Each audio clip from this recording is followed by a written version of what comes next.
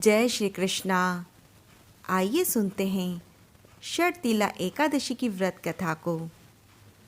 भविष्योत्तर पुराण में भगवान श्री कृष्ण और महाराज युधिष्ठिर के बीच में वार्तालाप हो रहा है, जिसमें षटतिला एकादशी की महिमा का वर्णन किया जा रहा है।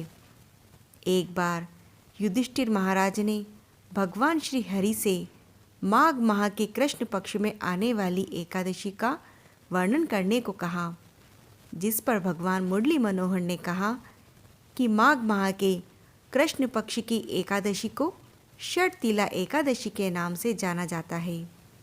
इस एकादशी का महिमा का वर्णन एक बार पुलस्त मुनि ने किया था।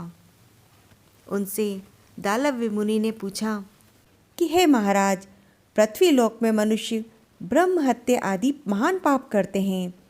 पराया धन, चोरी तथा दूसरे की उन्नति देखकर ईर्ष्या करते हैं और अनेक प्रकार के व्यसनों में फंसे रहते हैं, फिर भी उनको नर्क प्राप्त नहीं होता।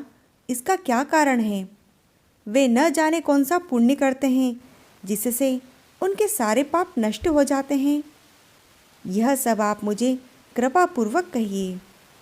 पुलस्त मुनि मुस्कुराकर कहने लगे, हे महाभाग, आपने तो मुझसे गंभीर प्रश्न पूछ लिया। इससे संसार के जीवों का भला ही होगा। इस भेद को इंद्र आदि देव भी नहीं जानते।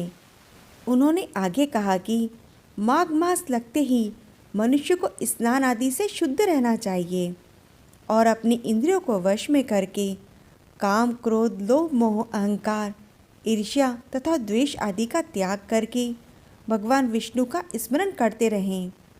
पुष्य नक्षत्र में गोबर, कपास, तिल आदि मिलाकर उनके कंडे बना लेने चाहिए और उन कंडों से 108 बार हवन करें।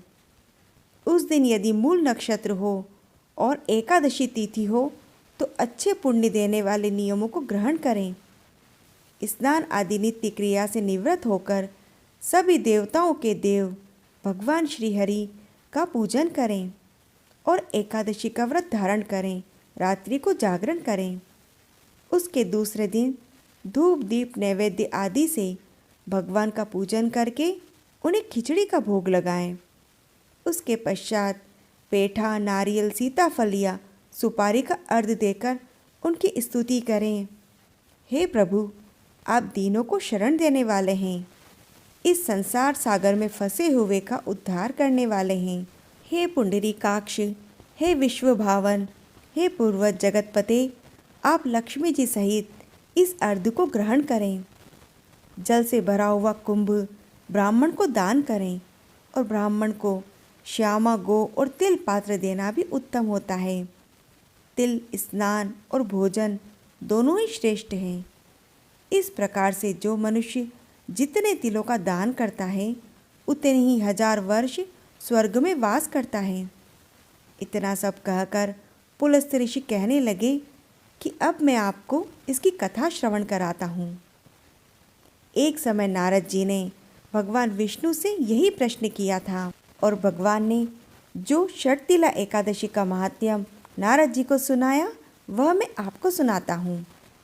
भगवान ने कहा, हे नारद, मैं आपको सत्य घटना कहता हूँ।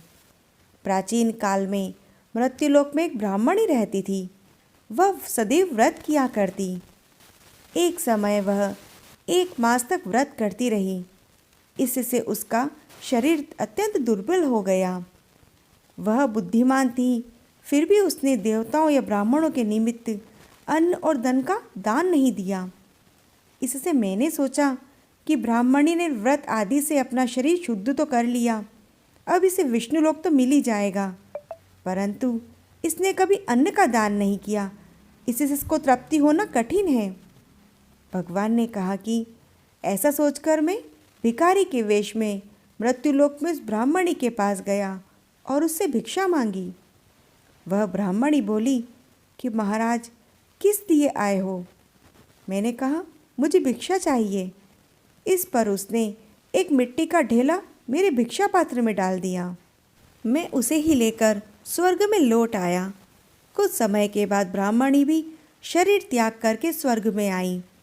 उस ब्राह्मणी को मिट्टी का दान करने से स्वर्ग में सुंदर महल मिला, परंतु उसने अपने घर को अन्न आदि सब सामग्रियों से शून्य पाया। घबराकर वह मेरे पास आई और कहने लगी कि भगवान, मैंने तो अनेक व्रत आदि किए और आपकी पूजा करी, फिर भी मेरा घर अन्न आदि सब वस्तुओं से शून्य है। इसका क्या कारण है? इस पर मैंने कहा कि पहले तुम अपने घर जाओ, वहाँ पर देव स्त्रियाँ आएंगी तुम्हें देखने के लिए। उनसे षटतिला एकादशी का पुण्य और विधि सुन लेना, तभी द्वार खोलना। मेरे ऐसे वचन सुनकर वह अपने घर को गई। जब देव स्त्रियाँ आई और द्वार खोलने को कहा तो ब्राह्मणी बोली कि आप मुझे देखने आई हो तो मुझे पहले षटतिला एकादशी का महात्म्य सुना दो। उसमें से एक देव स्त्री कहने लगी कि मैं तुम्हें सुनाती हूँ। जब ब्राह्मणी ने षटतिला एकादशी का महात्म्य सुना तब उसने द्वार खोला और देवांगनाओं ने देखा कि न तो वह गांधर्वी है न आसुरी, वरन पहले जैसी मानुषी है। उस ब्राह्मणी ने उनके कथनानुसार षटतिला एकादशी का व्रत किया। इसके प्रभाव से वह सुंदर और रूपवती हो गई। उसका घर अन्न आदि समस्त सामग्रियों से युक्त हो गया।